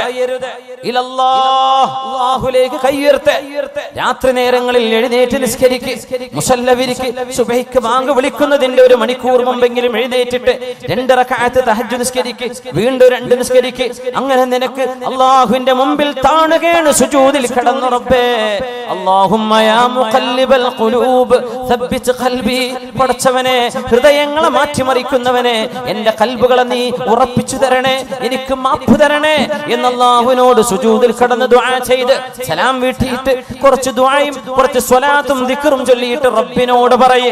ഒരു മഖ്ലൂക്കിനോട് നീ പറയല്ലേ, നിന്റെ ഭർത്താവിനോട് നീ പറയേണ്ടതില്ല, നിന്റെ ഭാര്യയോട് പറയേണ്ടതില്ല, അല്ലാഹുവിനോട് പറയേ. പടച്ച തമ്പുരാൻ പൊറുക്കുന്ന പോലെ ഒരു മനുഷ്യനും പൊറുക്കാൻ കഴിയില്ലെന്ന് നമുക്കറിയില്ലേ. മുത്തുനബി തങ്ങൾ ചോദിച്ചു, വ്യഭിചാരം മാത്രം കഴിയില്ല നബിയെ, ബാക്കിയെല്ലാം ഞാൻ ചെയ്യാമെന്ന് പറഞ്ഞവനോട് നിന്റെ സ്വന്തം ഭാര്യ മറ്റൊരാളിന്റെ കൂടെ കിടക്കുന്ന നിനക്ക് ഇഷ്ടമാണോ? ലാ വല്ലാഹ്, ഒരിക്കലുമില്ല എന്ന് പറഞ്ഞപ്പോ ഹബീബ് കൊടുത്ത മറുപടിയുണ്ട്, ഫഹൽ യറുല്ലാഹുൽ മുസ്ലിമൂന ലിഅഖവാതിഹിം വബനാതിഹിം. നീ വ്യഭിചരിക്കുന്നത്, നീ ചാടിച്ചു കൊണ്ടുപോകുന്നത്, നീ വളച്ചു കൊണ്ടുപോകുന്നത്, നീ നിന്റെ കൂടെ കൂട്ടുന്നത്, നീ നിന്റെ ഫ്രണ്ടായി സ്വീകരിക്കുന്നത്, നീ മലിനപ്പെടുത്തുന്നത് മുസ്ലിമീങ്ങളായ പൊതുജനങ്ങളുടെ അവരുടെ പെങ്ങളാണ്, അവരുടെ മോളാണ്, ഒരുത്തന്റെ ഭാര്യയാണ്. അത് മുസ്ലിമീങ്ങൾ നിനക്ക് ഇഷ്ടപ്പെടുമോ എന്ന് ഹബീബായി നബി ചോദിച്ചൊരു ചോദ്യമാണ് ആ ചെറുപ്പക്കാരന്റെ ഖൽബിലേക്ക് കടന്നത്. റബ്ബേ, ഞാൻ ആരെ വ്യഭിചരിച്ചാലും ആ പെണ്ണതിനെ സമ്മതിച്ചാലും അവൾ ഒരുത്തന്റെ പെങ്ങളാണ്, ഒരുത്തന്റെ മോളാണ്, ഒരുത്തന്റെ ഭാര്യയാണ്, ഒരുത്തന്റെ ബന്ധുവാണ്. അവരതറിഞ്ഞാൽ അവർക്ക് ഇഷ്ടപ്പെടുമോ? ഞാൻ മറ്റൊരാളിന്റെ കുടുംബത്തിന് കയറിയല്ലേ ഞാൻ ഈ മലിനപ്പെടുത്തുന്നത്. അതുകൊണ്ട് ഞാൻ അവരുടെ നിലയിൽ നിന്ന് ആലോചിക്കണ്ടേ. ഞാൻ എന്റെ കുടുംബത്തിൽ എന്റെ പെങ്ങളും എന്റെ ഭാര്യയോ എന്റെ ഉമ്മയോ എന്റെ മകളോ ചെയ്യാൻ ഇഷ്ടപ്പെടാത്തത് മറ്റുള്ളവരുടെ പെങ്ങളെ കൊണ്ട് ഞാൻ ചെയ്യാൻ പാടുണ്ടോ? പാടുണ്ടോ എന്ന് ചിന്തിച്ചിട്ടാണ് അതൂബു യാ റസൂലല്ലാഹി മിനസ്സിനാ, നബിയേ വ്യഭിചാരം എനിക്ക് വേണ്ട നബിയേ, വ്യഭിചാരത്തിൽ നിന്ന് തൗബ ചെയ്യുന്നു നബിയേ. فوضع يده صلى الله عليه وسلم على قلب الرجل, ആ മനുഷ്യന്റെ ഖൽബിലേക്ക് നെഞ്ചിലേക്ക് ഹബീബ് കൈവച്ചു സല്ലല്ലാഹു അലൈഹി വസല്ലം. ഈമാനിന്റെ കരണ്ട് പാസ് ചെയ്യുകയാണ് ഹബീബിന്റെ കരങ്ങളിലൂടെ. ആ ചെറുപ്പക്കാരന്റെ ഖൽബിലേക്ക് ഈമാനിന്റെ കണക്ഷൻ ആവുകയാണ്. എന്നിട്ട് ഹബീബ് പറഞ്ഞൊരു ദുആയുണ്ട്, അല്ലാഹുമ്മ തുഹിർ സംഅഹു, നബി അല്ലാഹുവിനോട് ദുആ ഇരക്കുന്നു, റബ്ബേ വ്യഭിചാരം ഇഷ്ടപ്പെടുന്ന ഇവൻ പടച്ചവനെ അല്ലാഹുമ്മ തുഹിർ സംഅഹു, അവന്റെ കേൾവിയെ നീ ശുദ്ധിയാക്കണേ. കാരണം വ്യഭിചാരത്തെ കുറിച്ച് കേൾക്കുമ്പോൾ അതിലൂടെ ആഗ്രഹം വരും. അല്ലാഹുമ്മ തുഹിർ സംഅഹു വബസറ, പടച്ചവനെ അവന്റെ കണ്ണിനെ നീ ശുദ്ധിയാക്കണേ. ഇത് കാണുമ്പോഴാണ് ആഗ്രഹം വരുന്നത്. പച്ചയായ വ്യഭിചാരത്തിന്റെ വീഡിയോകൾ ഇന്ന് ലഭ്യമല്ലേ? പരസ്യമായി ഒരു ലജ്ജയുമില്ലാതെ നാണമില്ലാതെ നഗ്നത കാണിക്കുന്ന എത്ര മനുഷ്യക്കോലങ്ങളായ മൃഗങ്ങളുണ്ട് ലോകത്ത്. എത്ര മൃഗങ്ങളുണ്ട്, എത്ര മൃഗങ്ങൾ, മനുഷ്യക്കോലങ്ങളായ മൃഗങ്ങൾ, നാണം തൊട്ട് തീണ്ടിയിട്ടില്ലാത്ത. അതുകൊണ്ട് കണ്ണുകൾ അഴിച്ചുവിട്ടാൽ ഹൃദയം ഖൽബ് കൊണ്ട് കണ്ണിലൂടെയാണ് ഖൽബിലേക്കുള്ള കണക്ഷൻ. കണ്ണെന്താണോ കാണുന്നത് അതാണ് ഹൃദയം സ്വീകരിക്കുന്നത്, അതാണ് നമ്മുടെ ചിന്തകളായി മാറുന്നത്. ആ ചിന്തകളാണ് നമ്മുടെ സ്വഭാവമായി മാറുന്നത്, അതാണ് നമ്മുടെ കർമ്മങ്ങളായി പരിണമിക്കുന്നത്. റബ്ബേ ഇവന്റെ കാതും കണ്ണും നീ ശുദ്ധിയാക്കി കൊടുക്കണേ. വഖൽബു ഹസ്ൻ ഫർജഹു, അല്ലാഹുവേ അവന്റെ ജനനേന്ദ്രിയം നീ ശുദ്ധിയാക്കണേ. അവൻ വ്യഭിചാരത്തിലേക്ക് പോകാതെ അവന്റെ ജനനേന്ദ്രിയം നീ സൂക്ഷിക്കണേ എന്ന് ഹബീബാ നബി തങ്ങൾ നെഞ്ചിൽ കൈവച്ചുകൊണ്ട് ദുആ ചെയ്തു കൊടുത്തിട്ടുണ്ട്. നമ്മളൊക്കെ പറയില്ലേ, അടിച്ചു പൊളിച്ച് നടക്കുന്ന ഒരു പ്രായമെന്ന ആ ഒരു ചോരത്തിളപ്പിന്റെ കാലം, അത് പച്ചയായി നബിയോട് ചോദിക്കാൻ ഇയാൾ ധൈര്യം കാണിച്ചത് ഹബീബിന്റെ സ്വഭാവത്തിന്റെ മേന്മയാണ്. തങ്ങളോട് ഞാൻ അങ്ങനെ ചോദിച്ചാലും എന്റെ റസൂലിനോട് മോശമായി പെരുമാറില്ലെന്ന ഉറപ്പിന്റെ ാണ് ഹബീബിനോട് അദ്ദേഹം അങ്ങനെ വാക്ക് പറഞ്ഞത്. അത് ഹബീബിന്റെ സ്വഭാവമാണ്, മുത്തുനബി തങ്ങളുടെ സ്വഭാവ ഗുണമാണ്. ആ ഹബീബ് എത്ര മനോഹരമായിട്ടാണ് സല്ലല്ലാഹു അലൈഹി വസല്ലം തങ്ങൾ മനുഷ്യരുടെ ഖൽബുകളിൽ നിന്ന് തിന്മയെ പിടിച്ചു പഴുതെടുത്തത്. സല്ലല്ലാഹു അലൈഹി വസല്ലം തിന്മകളെ ഇങ്ങനെ കൈകാര്യം ചെയ്യാനുള്ള ഹബീബിന്റെ ഉസ്ലൂബ്, ഹബീബിന്റെ രീതി. അതുകൊണ്ടാണ് ഖുർആൻ പറയുന്നത്, വ ഇന്നക ലഅലാ ഖുലുഖിൻ അദീം. അതുകൊണ്ട് സാരോപദേശം ഹബീബിന്റെ ശൈലിയിലായിരിക്കട്ടെ. ഇമാമുന ശാഫിഈ തങ്ങൾ പറയുന്നുണ്ട്, മനോഹരമായ ഒരു കവിതയുണ്ട്. ഇമാം ശാഫിഈ തങ്ങൾ ഹുജ്ജത്തുൻ ഫിൽ ലുഗ, ഭാഷയിൽ പോലും തെളിവാണവര്. മനോഹരമായ അറബ് സാഹിത്യം അറിയുന്ന പ്രഗൽഭനായ ഫിഖ്ഹി പണ്ഡിതൻ, ഹദീസ് മുഹദ്ദിസ് പണ്ഡിതൻ, മഹാനായ നമ്മുടെ മദ്ഹബിന്റെ ഇമാം മുഹമ്മദ് ഇബ്നു ഇദ്രീസ് ശാഫിഈ റഹിമഹുല്ലാഹ്, തഅമ്മദ്നി ബിനുസ്ഹിക ഫി ഇൻഫിറാദി വജന്നിബനി النصيحة في الجماعة.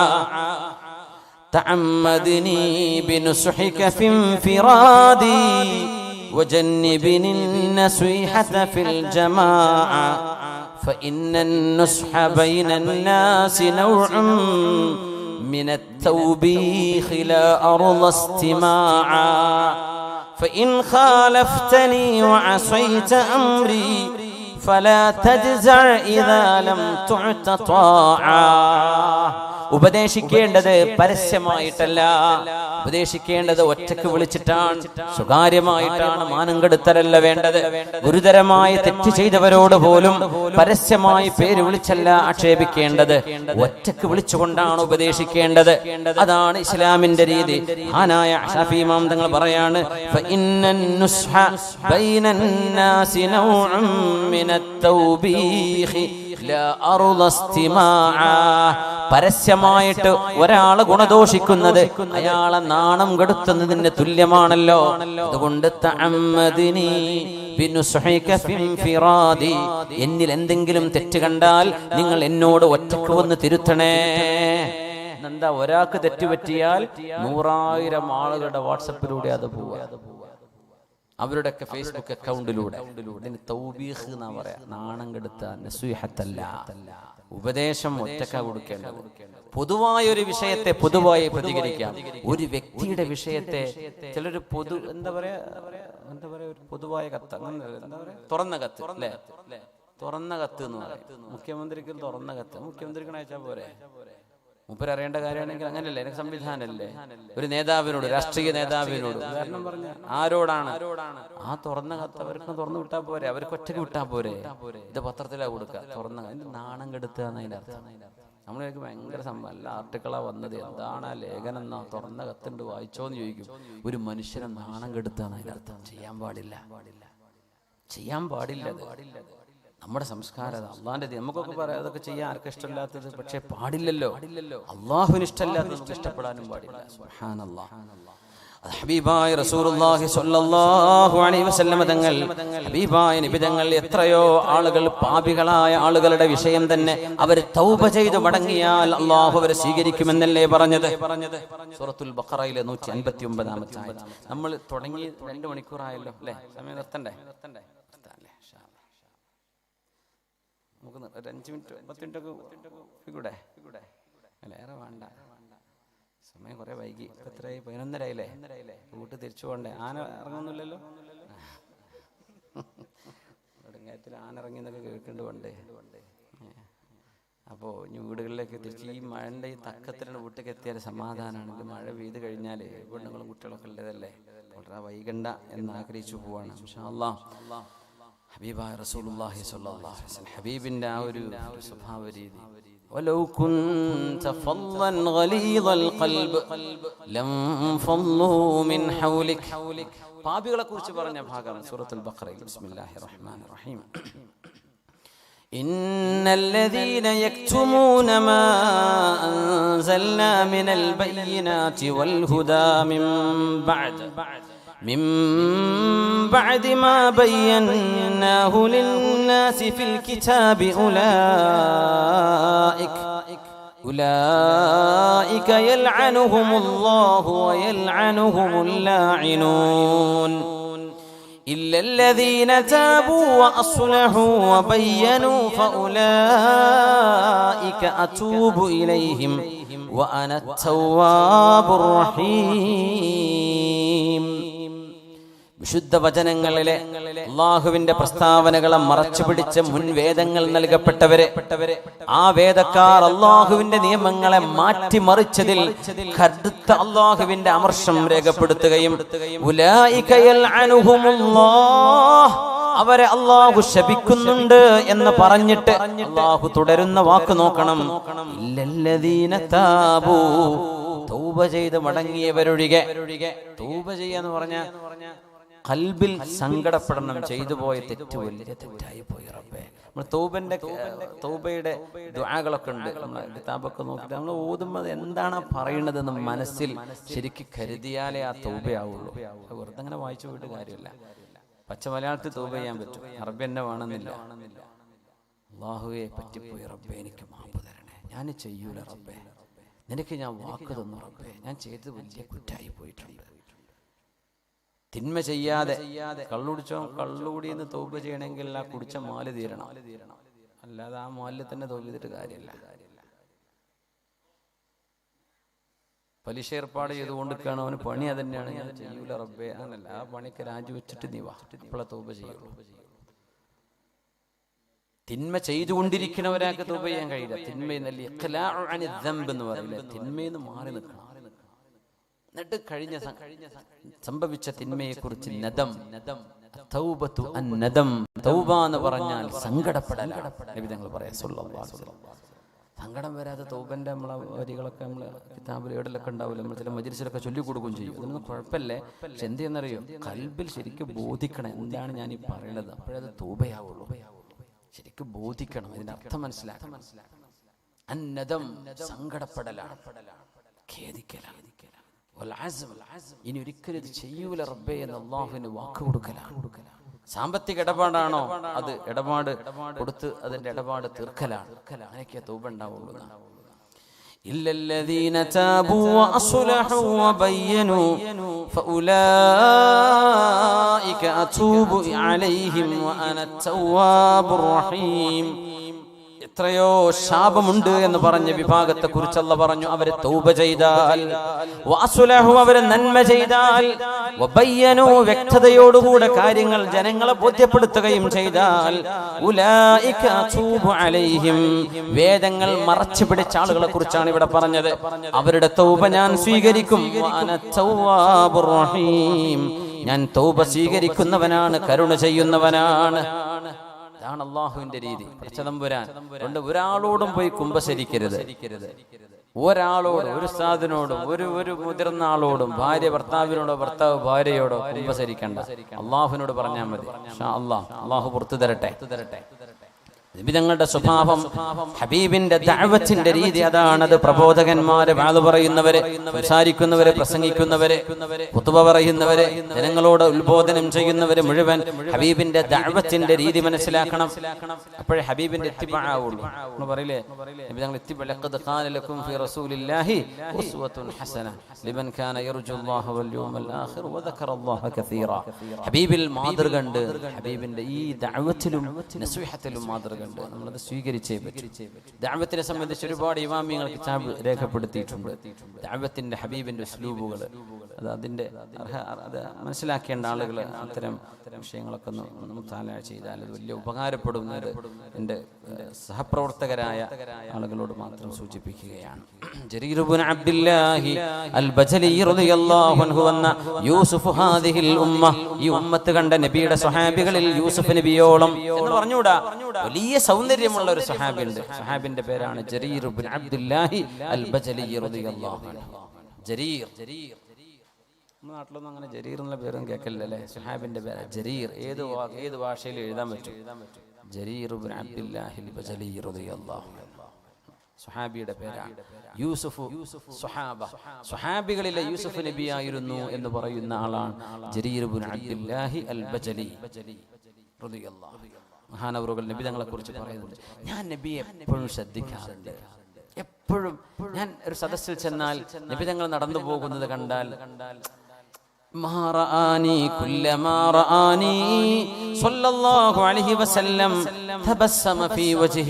ഞാൻ എവിടെ ചെന്നാലും ഹബീബായ നബി തങ്ങളെ ശ്രദ്ധിക്കാറുണ്ട്. ഞാൻ കാണുമ്പോഴെല്ലാം ഹബീബായ നബി പുഞ്ചിരിക്കാതെ ഞാൻ കണ്ടിട്ടില്ല. എപ്പോഴും പുഞ്ചിരിയായിരുന്നു. പള്ളിയിലൊക്കെ ജോലി ചെയ്യുന്ന ഉസ്താദന്മാരൊക്കെ ഒന്ന് ശ്വാസം പിടിച്ചാലൊക്കെ ഒന്ന് മാറ്റണം എന്നതിൻ്റെ അർത്ഥം. അങ്ങനെ ഉണ്ടെങ്കിൽ നമ്മൾ അരവാതിൽ എപ്പോഴും അടഞ്ഞിടക്കണം എന്നൊക്കെ പഴയ തലമുറക്ക് അതൊക്കെ വേണ്ടി വരും. പുതിയ തലമുറക്ക് രണ്ടും തുറന്നെടുത്തിട്ട് അവരെ സ്വീകരിക്കണം എന്നാണ് പുതിയ രീതി. നമ്മൾ വഖാറും സക്കീനത്തൊക്കെ നല്ലതാണ്, പക്ഷെ ഒരു നാടിന്റെ ജനങ്ങളുടെ ഒരു മനഃശാസ്ത്രം ഉണ്ടാവും. നമ്മൾ അതനുസരിച്ച് പെരുമാറാൻ പറ്റും. ജനങ്ങളിലേക്ക് ഇറങ്ങുകയും പുഞ്ചിരിക്കുകയും ചെയ്യണം. ഭയങ്കര ഉസ്താദ് ഒരിക്കലും ചിരിക്കാറില്ല, അതൊന്നും വലിയ ഫضലല്ല. നബിതങ്ങൾ പുഞ്ചിരിച്ചവരാ. ചിരിക്കുന്ന പറഞ്ഞാൽ ഒച്ച വെച്ച് ചിരിക്കരുത്, പുഞ്ചിരിക്കാണ്. ദഅവത്ത് ചെയ്യുന്നവരങ്ങനെ ചെയ്യണം. പ്രബോധകന്മാർ അങ്ങനെ ആവണം. മദ്രസയിൽ പഠിപ്പിക്കുന്ന ഉസ്താദന്മാര് ഭീകരജീവികളാവരുത്. കുട്ടികളെ പേടിപ്പിക്കണ, അടിക്കണ ഉസ്താദ് ഉസ്താദിനെ കണ്ടാ പാത്തിപ്പോവും, അങ്ങനത്തെ പോലെ ആയി പോകരുത്. പേടിപ്പിച്ചിട്ടൊന്നും നമ്മളൊക്കെ അങ്ങനെ പഠിച്ചത്, നമ്മുടെ ഉസ്താദന്മാരൊക്കെ അങ്ങനെ പഠിപ്പിച്ചത്. അതൊന്നും പകരം കിട്ടാനുള്ളതല്ല. അത് നല്ല പഠന രീതിയല്ല എന്ന് നമ്മൾ മനസ്സിലാക്കണം. അങ്ങനെയാണ് അടിച്ചു പഠിപ്പിക്കാൻ പാടില്ല.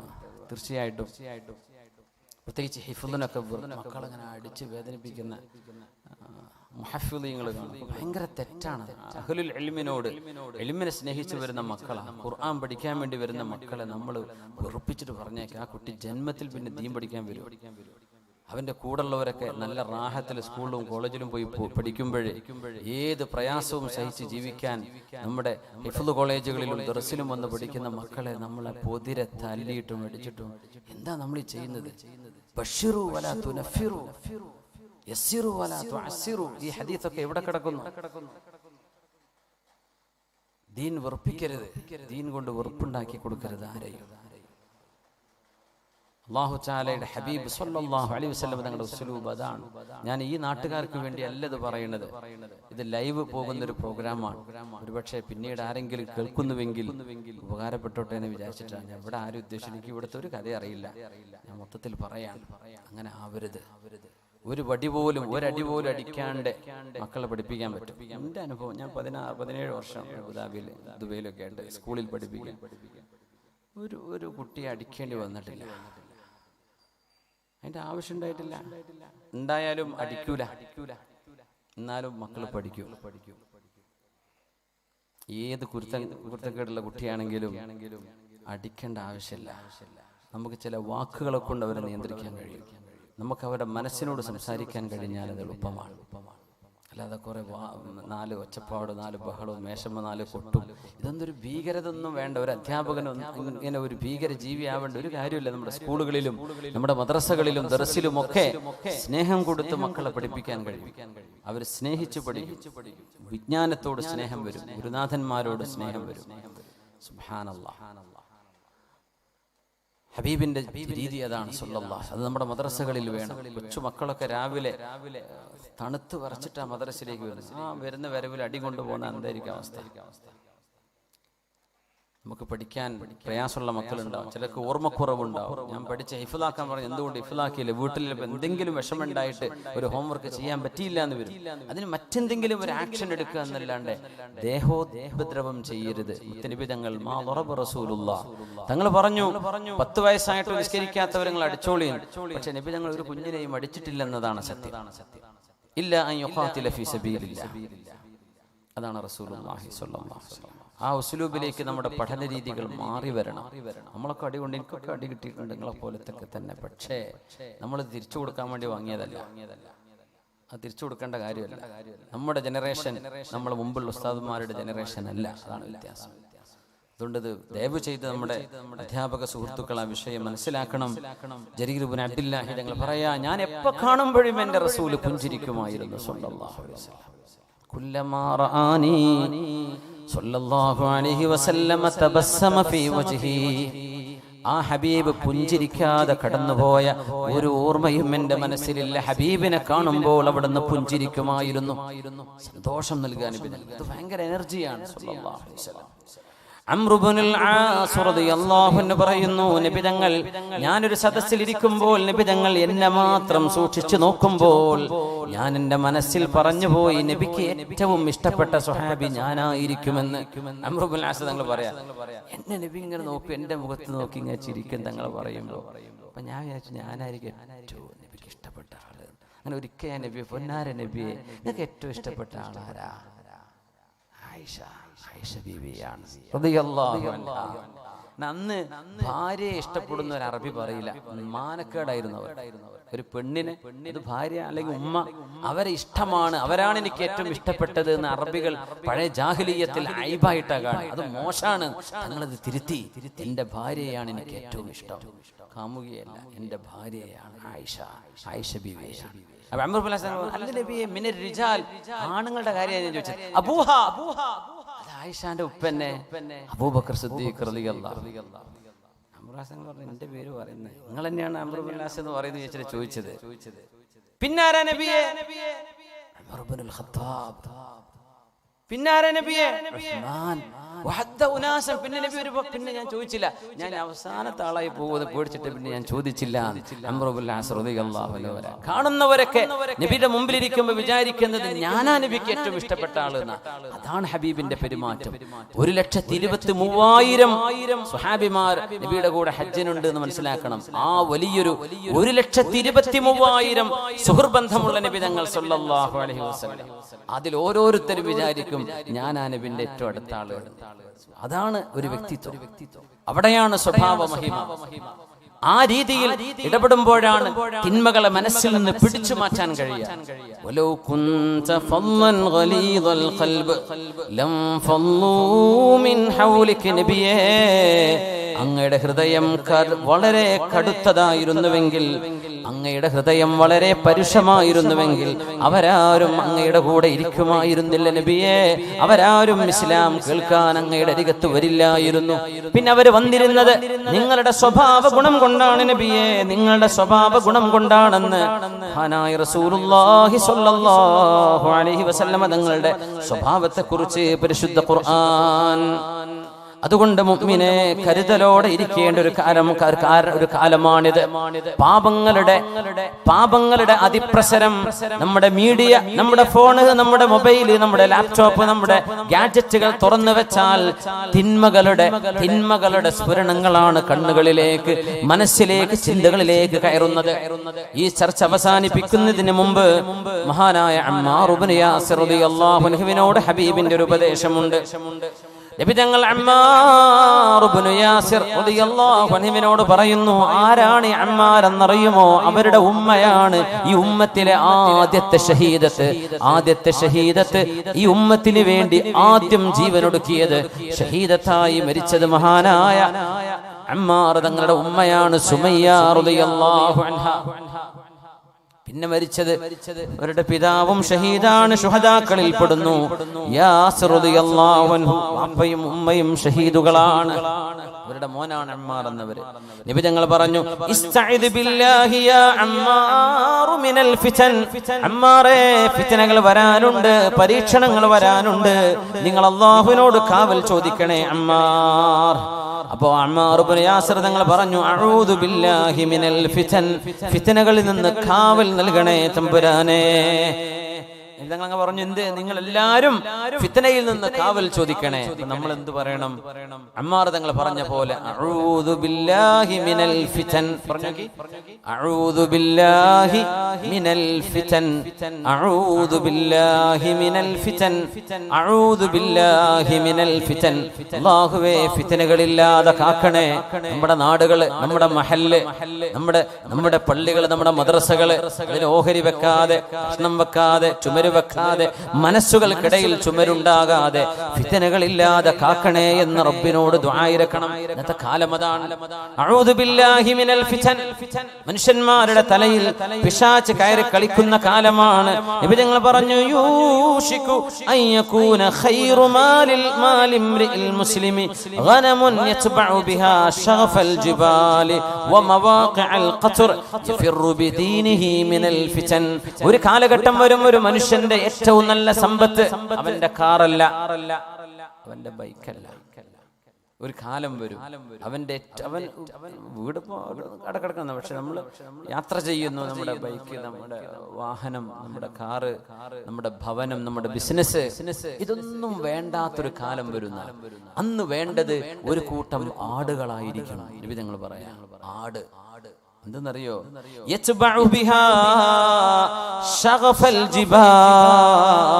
പുല്ലുകളുള്ള കുന്നിൻ പുറത്തേക്ക്, മലമുകളിലേക്ക് ആടുകളുടെ കയറും പിടിച്ചൊരാണ് പോകുന്ന കാലം വരും. നല്ല മഴ പെയ്ത് പുല്ല് മുളക്കുന്നിടത്തേക്ക് ഒരു കൂട്ടൻ ആട്ടിൻ പറ്റങ്ങള്. വാഹനമുണ്ട്, ബിസിനസ്സുണ്ട്, കച്ചവടമുണ്ട്, ബൈക്കുണ്ട്, എല്ലാമുണ്ട്. അതൊന്നും വേണ്ട. ഒന്നും അറിയാതെ, ഒരു ഫോൺ പോലും കയ്യിൽ വെക്കാതെ, ഒന്നും നോക്കാതെ ആടുകളുടെ കയറ് പിടിച്ച് മനുഷ്യൻ നടക്കുന്ന കാലം വരും.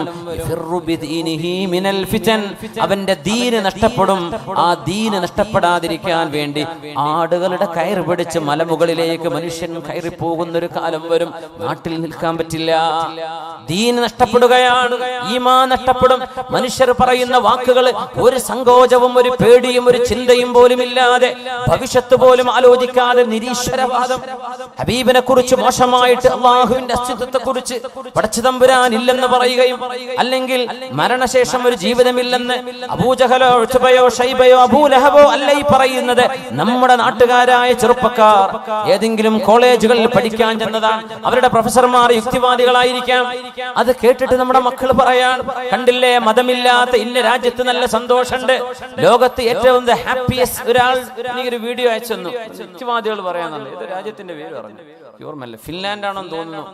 ഫിൻലാൻഡ് ആണെന്ന് ലോകത്തെ ഏറ്റവും സന്തോഷമുള്ള രാജ്യങ്ങളുടെ പട്ടികയിൽ ഒരു മതവിശ്വാസികളും ഇല്ലാത്ത ഒരു നാട് ഫിൻലാൻഡ് ആണെന്ന് എനിക്ക് ഓർമ്മയില്ല. ആർക്കെങ്കിലും ഓർമ്മ ഉണ്ടോ? ഏതൊരു കണക്ക് പറഞ്ഞു, ആരോ ഉണ്ടാക്കിയ സർവേയിൽ ലോകത്തെ ഏറ്റവും സന്തോഷമുള്ള ജനങ്ങൾ ആ നാട്ടിലാണ്. അത്ര ഡെൻമാർക്ക് ആണെന്ന് പറഞ്ഞു. ഡെൻമാർക്ക്, ഫിൻലാൻഡിന്റെ അടുത്ത്. അപ്പൊ ഡെൻമാർക്ക് ആണ് അത്രേ. കാരണം യുക്തിവാദി ഉണ്ടാക്കിയ വീഡിയോ ആണ്. കാരണം പറഞ്ഞത് അവിടുത്തെ ക്രിമിനൽ, അവിടെ ക്രിമിനലുകളില്ല, അവിടെ കൊലപാതകങ്ങളില്ല, തട്ടിക്കൊണ്ടുപോകലില്ല, അവിടുത്തെ ബീച്ചുകൾ സുരക്ഷിതമാണ്, പാർക്കുകൾ സുരക്ഷിതമാണ്, റോഡുകൾ സുരക്ഷിതമാണ്. പ്രത്യേകത തന്നെ അവർക്കൊന്നും മതമില്ല. അതിൻ്റെ പേരിൽ ആളെനിക്ക് വിട്ടു തന്നത് ഇതിന് എന്താ നമ്മൾ മറുപടി പറയാന്ന് പറഞ്ഞിട്ട് ആളെ മകനോ ആരോ വിട്ടുകൊടുത്തതെന്ന് പറഞ്ഞു. എന്നെ തിരക്കിൻ്റെ ഇടയിൽ പിന്നെ മറുപടി വിശദമായിട്ട് പറയാനും എനിക്ക് സമയം കിട്ടിയില്ല. ഇപ്പോഴെനിക്ക് ഓർമ്മ. അപ്പം എന്താ സംഗതി എന്നറിയോ? എക്സാം നടക്കുന്നുണ്ട്, സങ്കല്പിക്കുക. കുട്ടികളോട് മക്കളോട് നമ്മൾ പഠിക്കുക എന്ന് പറഞ്ഞാൽ മക്കൾക്ക് ഭയങ്കര ദേഷ്യമായിരിക്കും അല്ലേ? മക്കളെ പുസ്തകം എടുത്ത് പഠിക്കേ, ഭയങ്കര വെറുപ്പ് പറഞ്ഞു. മക്കളെ നിങ്ങൾ റിലാക്സ് ആയിട്ട് നടന്നോളൂ കേട്ടോ, ഒന്നും പഠിക്കണ്ട, തുറന്നു നോക്കണ്ട, വേണ്ട, നിങ്ങൾ പഠിക്കൊരുങ്ങൊന്നും വേണ്ട, അങ്ങനെ നടന്നോളൂ എന്ന് നമ്മുടെ മക്കളോട് പറഞ്ഞാൽ പുറത്തുനിന്ന് ഒരാൾ പറഞ്ഞാൽ ഈ വീട്ടിലാണ് കേട്ടോ ഇപ്പം നല്ല സന്തോഷമുള്ള, ഈ നാട്ടിലെ ഏറ്റവും സന്തോഷമുള്ള കുട്ടികളുള്ളത് ഈ പുരയിലാന്ന് പറഞ്ഞാൽ എന്താ അവസ്ഥ? അതാണ് ഇപ്പോൾ ഡെൻമാർക്കിന്റെ കഥ. വ്യഭിചാരം കുഴപ്പമില്ല, പിന്നെ ഇതിൽ തട്ടിക്കൊണ്ടോണം. സർവ്വ റോട്ടിലും ബീച്ചിലും തന്നെ പരിപാടി, ഇഷ്ടംപോലെ കള്ളും. നാളെ മരിച്ചു ചെന്നാൽ ഒരു ജീവിതമുണ്ടെന്ന ബോധവുമില്ല. ഈ ജീവൻ തന്ന ഒരു സൃഷ്ടാവുണ്ട് എന്നും വിശ്വസിക്കണില്ല. ജീവിതത്തിന് ഒരു ലക്ഷ്യമുണ്ട് എന്നും വിശ്വാസമല്ല. ഞങ്ങൾ ഹാപ്പിയാണ്, പരീക്ഷ ഉണ്ട്, ഞാൻ പഠിച്ചിട്ടില്ല, നോക്കിയിട്ടില്ല, റിവൈസ് ചെയ്തിട്ടില്ല, വായിച്ചിട്ടില്ല, എനിക്ക് ജയിക്കണം എന്ന് ആഗ്രഹമല്ല എന്നൊരാൾ പറഞ്ഞിട്ട് ഞാൻ സന്തുഷ്ടവാനാണെന്ന് പറഞ്ഞാൽ എന്താ? അതന്നെ എൻ്റെ ഉത്തരം. ഈ മണ്ടത്തരങ്ങളൊക്കെയാണ് പ്രചരിപ്പിക്കുക. അതുകൊണ്ട് മതമില്ലാതെ നമുക്ക് സന്തോഷം ഉണ്ടാവും. എന്താ പറയണത്? ആകത്ത് കൊണ്ടുവരുന്നത് അതാ. മരിച്ചുപോയാൽ ഒരു അക്കൗണ്ടബിലിറ്റി, നമുക്കൊരു ഉത്തരവാദിത്വ ബോധം, ഈ ജീവൻ തന്ന പടച്ച തമ്പുരാനൊരു മറുപടി. ഇത് പറയണമെന്ന് ചിന്തിക്കുന്നവനാണ് മതവിശ്വാസി, ഇസ്ലാം വിശ്വാസി. അതാണ് എല്ലാ മതങ്ങളെയും ഒരുപോലെ ഇസ്ലാമിന്റെ ആ ഒരു സർവ്വലൗകികതയിലേക്ക് നമുക്ക് ചേർത്ത് പിടിക്കാൻ കഴിയില്ല. എല്ലാ മതങ്ങളോടുമുള്ള റെസ്പെക്റ്റും ആദരവും ബഹുമാനവും മതവിശ്വാസികളോടുള്ള എല്ലാ കടപ്പാടും മാനിച്ചുകൊണ്ട് തന്നെ വിശുദ്ധ ഇസ്ലാമിന്റെ ഈ മനോഹാരിത നമുക്ക് മറ്റിടങ്ങളിൽ കാണാൻ കഴിയില്ല. ആ ഒരു തത്വം അംഗീകരിക്കുക പ്രയാസമാണ്. പരീക്ഷയ്ക്ക് കുട്ടികളോട് പഠിക്കുന്നു പറഞ്ഞാൽ അവർക്ക് നമ്മളോട് ഇഷ്ടമല്ല. ഈ ഉമ്മ എപ്പോഴും പഠിപ്പിക്കുക, ഈ വാപ്പക്ക് ഇതിനെ പറയാനുള്ളൂ, മക്കൾ പറയും. പക്ഷെ അവർ ജീവിതത്തിൽ ഉന്നതങ്ങളിൽ എത്തിയാൽ അവർ പറയും, അന്ന് എന്റെ വാപ്പ എന്നെ പഠിപ്പിച്ചത് കൊണ്ട് ഞാൻ ഈ ഉന്നതിയിലെത്തി. അന്ന് എന്നെ നീ കളിക്കാൻ പോയിക്കും മോനെ, നാളെ എന്ന് പറഞ്ഞിരുന്നെങ്കിൽ ഇവൻ ഏതെങ്കിലും റെസ്റ്റോറന്റിന്റെ പ്ലേറ്റ് കയറാൻ നിൽക്കുന്നുണ്ടാവും. ഇപ്പോ സ്വന്തം മക്കള് വാപ്പയെ ആ നേരത്തെ ഇഷ്ടപ്പെടില്ല. മനുഷ്യനും അങ്ങനെയാണ്. ദീനനുസരിച്ച് ജീവിക്കുക, നീ മദ്യപിക്കല്ലേ, വ്യഭിചരിക്കല്ലേ, തോന്നിവാസം ചെയ്യല്ലേ എന്ന് പറയുമ്പോൾ നമുക്ക് വെറുപ്പ് വരും. പക്ഷെ നാളെ പരലോകത്തെത്തി അൽഹംദുലില്ലാഹ്, പടച്ചവനെ നീ ഞങ്ങളെ രക്ഷപ്പെടുത്തിയല്ലേ റബ്ബേ, അൽഹംദുലില്ലാഹില്ലദീ നജ്ജാനാ മിൻ ഹാദാ, പടച്ചവനെ നീ ഞങ്ങളെ രക്ഷപ്പെടുത്തിയല്ലേ. അന്ന് ലോകത്ത് അതൊക്കെ പറഞ്ഞതനുസരിച്ച് ജീവിച്ചത് കൊണ്ടല്ലേ എനിക്കത് സാധ്യമായത്. അൽഹംദുലില്ലാഹ്, പടച്ചവനെ നീ ഞങ്ങളെ രക്ഷപ്പെടുത്തിയല്ലേ എന്ന് നാളെ ഒരു സന്തോഷം വരും. ഇന്നത്തെ ഈ വിഷമം സാരമില്ല, ഇതൊക്കെ മറന്നുപോകും. എന്തേ? ഇതൊരു നന്മയ്ക്ക് വേണ്ടിയാണ്. മക്കളെ എക്സാമിന് പഠിക്കാൻ വേണ്ടി നമ്മൾ അവരെ നിർബന്ധിക്കുന്ന പോലെ അവർക്കത് ഇഷ്ടപ്പെടില്ല. പക്ഷേ അവർ ജീവിതത്തിൽ മുന്നോട്ടെത്തുമ്പോൾ അവർ തിരിച്ചറിയും, അതൊരു നന്മക്കായിരുന്നു ഞാൻ ചെയ്തത്. ഇതൊന്നും പഠിക്കാതെ വലിയ സന്തുഷ്ടരാണെന്ന് പറഞ്ഞ് എന്തർത്ഥമാണിത്? എന്താണ് ഇവർ ലോകത്തോട് വിളിച്ചു പറയുന്നത്? ഇതാണ് ഇന്നത്തെ ഫ്രീ തിങ്കിങ്, ഇന്നത്തെ ഒരു വലിയൊരു ഡേഞ്ചർ. ഇതാണ്. അല്ലാഹു കാത്തിരക്ഷിക്കട്ടെ, അല്ലാഹു കാത്തിരക്ഷിക്കട്ടെ. അതുകൊണ്ട് മഹാനായ റസൂലുള്ളാഹി ഞങ്ങൾ പറയുന്നു, യൂശിക്കു അൻ യകൂന ഖൈറു മാലിൽ മർഇൽ മുസ്ലിമി ഗനമുൻ യതതബ്ബഉ ബിഹാ ശഗഫൽ ജിബാലി വമവാഖിഅൽ ഖത്രി യഫിറു ബിദീനിഹി മിനൽ ഫിതൻ യതബഉ ബിഹാ എന്നും റിവായത്തുണ്ട്. ഒരു ആട്ടിൻപറ്റങ്ങളെയും തെളിച്ച് മലമുകളിലേക്ക് കൊണ്ടുപോകുന്ന ആട്ടിൻപറ്റങ്ങളാണ് ഒരു മനുഷ്യന്റെ ഏറ്റവും നല്ല സമ്പത്ത് എന്ന് പറയുന്ന ഒരു അവസ്ഥയിലേക്ക് കാര്യങ്ങൾ മാറിമറിയും. സർവമാന തിന്മകളെ മനുഷ്യന്മാർ നിസ്സങ്കോചം കുഫറിന്റെയും ഫിസ്കിന്റെയും ലഅനത്തിന്റെയും വാക്കുകൾ പറയുകയും അവരെ പ്രവർത്തിക്കുകയും ചെയ്യുന്ന കാലം. അങ്ങാടികളിൽ നമ്മുടെ നമ്മുടെ സഹോദരിമാർ, നമ്മുടെ പെൺകുട്ടികള് അവരുടെ ഏറ്റവും വലിയ സൗന്ദര്യം പ്രകടിപ്പിച്ച് തിന്മകളിലേക്ക് പുരുഷന്മാരെ ആകർഷിപ്പിക്കുന്ന രീതി. ഞങ്ങൾ പറയുമായിരുന്നു, ഏതെങ്കിലും ഒരു പെണ്ണ് അന്യ പുരുഷന്മാർക്കിടയിലേക്ക് ഇടപഴകുമ്പോൾ അത്ര പുരട്ടി ഇറങ്ങിയാൽ, അവര് സുഗന്ധം പൂശി ഇറങ്ങിയാൽ, അവരുടെ ബന്ധുക്കളോ അവരുടെ സഹോദരിമാരായ കൂട്ടുകാരികളോ അല്ല, അന്യ പുരുഷന്മാരിലേക്ക് അവൾ അത്ര പൂശി ഇറങ്ങിയാൽ, നാട്ടുകാരൊക്കെ റോട്ടിലുള്ളവരൊക്കെ എന്റെ സുഗന്ധം അറിയട്ടെ എന്ന് വിചാരിച്ചുകൊണ്ടാണ് അവർ ചെയ്തതെങ്കിൽ അവൾ അത്ര പൂശി വീട്ടിൽ നിന്ന് പിന്നെ പുറത്തിറങ്ങേണ്ടി വന്നു. ആരോപണം അതല്ല, അവളുടെ ഉദ്ദേശം തന്നെ അതാ. പുറത്തേക്ക് ഇറങ്ങുമ്പോ ഇതാരെങ്കിലും ഒക്കെ മണത്തിട്ട് എന്റെ പിന്നാലെ വരട്ടെ എന്ന് പറഞ്ഞാൽ അവൾ ഒന്നും ചെയ്തിട്ടില്ല, സുഗന്ധം പൂശിയിട്ടാണ് അന്യപുരുഷന്മാരിലേക്ക് ഇറങ്ങിയതെങ്കിൽ അവൾ വ്യഭിചാരം ചെയ്തവളാണെന്ന് മഹാനായ റസൂലുള്ളാഹി സ്വല്ലല്ലാഹു അലൈഹി വസല്ലം. കാരണം ഒരുപാട് കണ്ണുകൾ അവളെ തേടി വന്നു. കണ്ണുകൾ ചെയ്യുന്ന വ്യഭിചാരമാണത്. ഇത് കാണുന്ന ചുറ്റുപാടുകൾ വരും.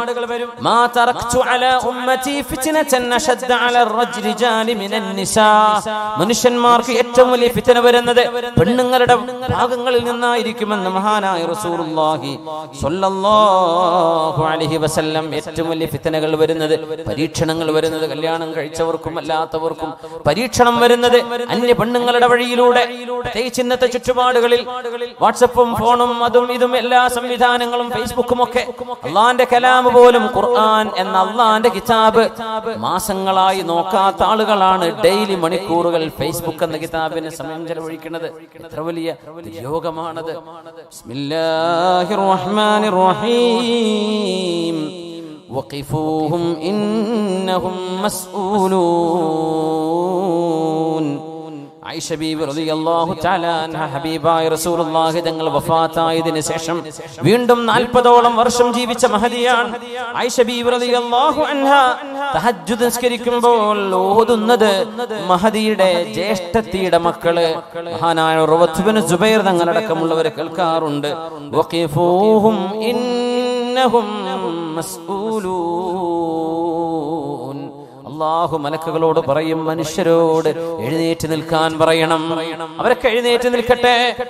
ഇന്നഹും മസ്ഊലൂൻ. അവരെ നാം ചോദ്യം ചെയ്യാൻ പോവുകയാണ്. അവരെന്നോട് മറുപടി പറയണം. ഒരു കോടതിയിൽ ജഡ്ജിന്റെ മുമ്പിൽ അപ്പിയർ ചെയ്യാൻ എന്തൊരു പേടിയായിരിക്കും. അല്ലാഹുവിന്റെ മുമ്പിലേക്ക് ഹിസാബിന് വരുന്ന രംഗം അല്ലാഹു പറയുന്നത് ആയിഷ ബീവി റളിയല്ലാഹു അൻഹ ഓതുകയാണ്. വഖിഫൂഹും ഇന്നഹും മസ്ഊലൂൻ. സൂറത്തു സ്വാഫാത്ത്. അങ്ങനെ ഓതി ഓതി മഹദി കരയാണ് ആയിഷ ബീവി റളിയല്ലാഹു അൻഹ. നമ്മുടെ പെങ്ങന്മാരും നമ്മുടെ സഹോദരിമാരും അല്ലാഹുവിന്റെ ഖുർആൻ ഓതിയിട്ട് കണ്ണ് നനയുന്നുണ്ടോ? فمن الله علينا ووقانا عذاب السموم إنا كنا من قبل ندعوه إنه هو البر الرحيم. ആയിഷ ബീവി റളിയല്ലാഹു അൻഹ ദുഹാ നിസ്കാരത്തിൽ ഈ രണ്ടായത്തുകൾ ആവർത്തിച്ച് മണിക്കൂറുകളോളം നിന്ന് നിസ്കരിച്ചിട്ടുണ്ട് ആയിഷ ബീവി. فمن الله علينا ووقانا عذاب السموم. അള്ളാഹുവിന്റെ കടുത്ത അനുഗ്രഹമില്ലായിരുന്നെങ്കിൽ ഈ നരകത്തിന്റെ മീതെ അള്ളാഹു സ്ഥാപിച്ച പാലമായ സിറാത്ത്, ആ പാലം കടക്കാൻ നമ്മളെ കൊണ്ട് സാധ്യമായിരുന്നില്ല. അള്ളാഹുവിന്റെ അനുഗ്രഹം കൊണ്ടല്ലയോ നമ്മളത് കടന്നു വന്നത്.